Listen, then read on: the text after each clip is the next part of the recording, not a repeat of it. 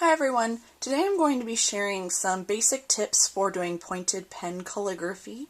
And so if you're a beginner or you just want to get some basic information on how to get started, that's the intent behind this video today. So the tools that I'm going to be using include the Strathmore Mixed Media Paper Vellum Surface. So I recommend using a smooth surface paper when you're doing calligraphy. This will keep the nib from catching on a more textured paper or a paper that might have more fibers in it. So today I will be using this Vellum Surface paper by Strathmore. I will also be using two different types of nib holders, also holding two different types of nibs. So for the oblique holder, which is this one here, a little bit offset, I will be using the Hunt Extra Fine number 512. It's the bowl pointed pen, so it does have a bowl here that has a little bit more room for holding whatever you'll be using to write. Then for the standard straight nib holder, I will be using Spencerian pen number 1. Then I also will be writing with my prepped gouache, which I have a blog post on how to prep gouache. I'll be sharing the link to that in case you haven't seen that and you want to do some gouache prep yourself. I prepped the Holbein Artist Gouache in jet black for today's demonstration. So I will start with the oblique nib, and what I recommend when you're first starting out is first to clean your nib, and I learned this trick from a one-day calligraphy class that I took. And the instructor actually told us to clean it with saliva.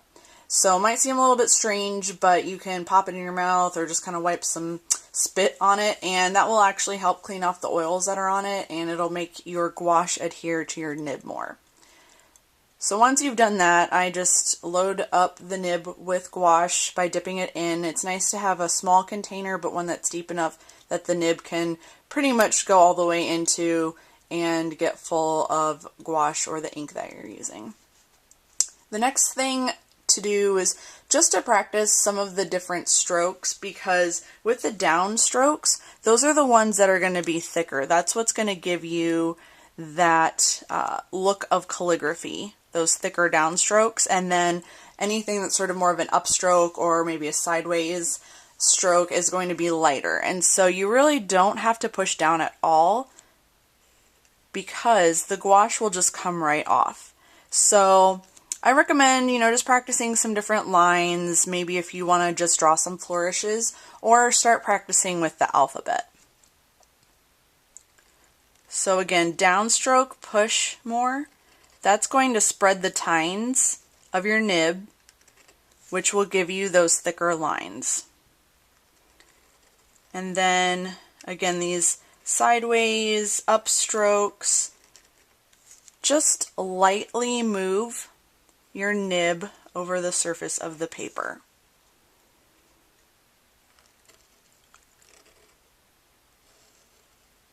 So if you're just starting out, you can practice in whatever form of handwriting you feel most comfortable.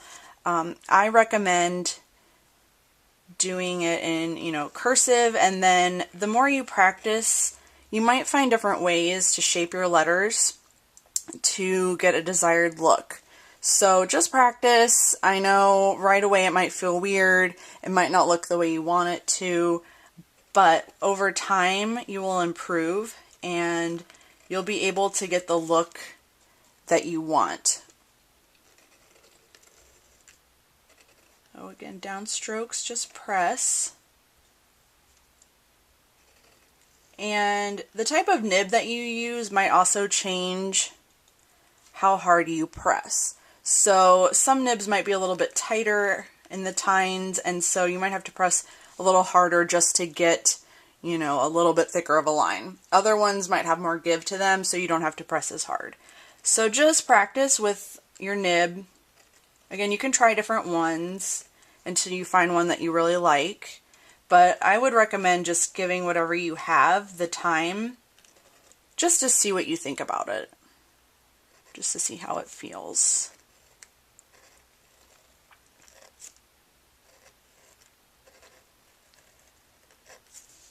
Okay, so that again is with the Hunt nib in the oblique holder. So I'm going to switch here and do the straight nib holder again with the Spencerian.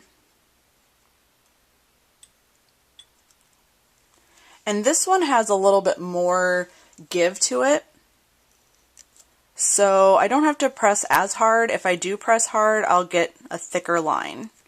So again, each nib is different.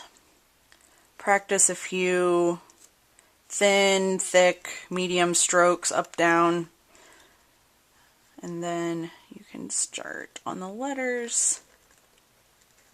And sometimes, if you don't like how it looks right away, you can reshape your letter. You can come back in and fill in, you know, maybe if there was an area that you missed, or, you know, something splotched somewhere, you can fill in some lines just to get more of the uniformity. So sometimes you'll have this where you might get a little bloop of extra. That's again why I recommend just giving yourself some practice just to see, okay, maybe with this one I don't need to press quite so hard. And in pressing hard, you know, I might have put on more of the gouache than I wanted to into that letter. The key with calligraphy, and especially as you're learning, is just to start with a gentle hand, which is weird for those of us who tend to write harder. I know in school I pressed very hard when writing with a pencil, to the point where it just, you know, would push through multiple pages. So if you're a little bit harder handed, I would say, make sure to definitely just practice just moving the nib over the paper without actually pushing down at all. And that's going to help you get those thin lines and just teach your sense of touch how much pressure is enough, and you know, how much you need to get the desired look that you want.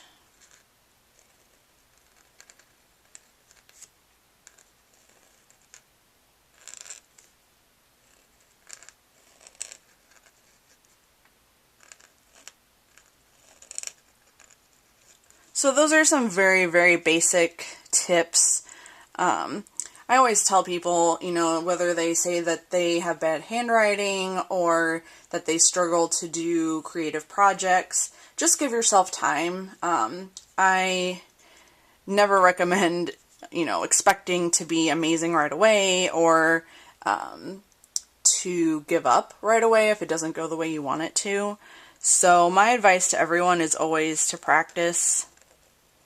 And what also might be helpful is just to look at how other people do calligraphy. I love going on Instagram and just watching different, whether it's typographers or letterers or just different people who do different forms of lettering, whether it's calligraphy, brush lettering, whatever it might be. And just getting a feel for maybe how they shape their letters, what different styles they might use. And that might help you get an idea of how to form your letters, how to shape them. It also might help you find your own style, because you can see maybe, okay, I don't like what this person does, but I like what this person does, and what I see from them helps me learn what I need to do to achieve the lettering style that I like.